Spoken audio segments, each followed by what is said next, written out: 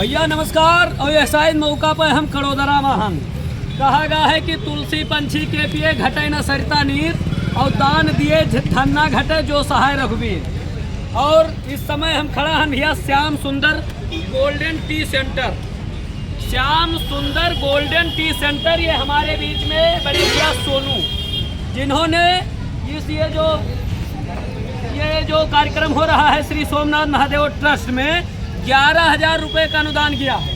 और हमारा ये हम लोगों के तरफ से इनको बहुत बहुत धन्यवाद। भगवान भोलेनाथ की कृपा इनके ऊपर बनी रही। लेकिन इनका चाय पूरे सूरत में 1 नंबर का चाय है भैया। जो एकदम उत्तर भारतीय हो, अपने यहाँ का गोंडा बस्ती बलरामपुर गोरखपुर देवरिया सुल्तानपुर तो एकदम रुक कर इनके भैया के यहाँ का चाय जरूर पियो।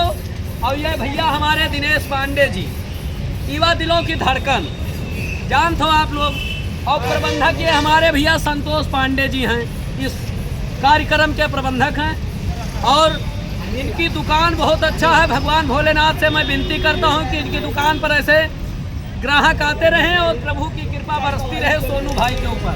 जय सिया राम।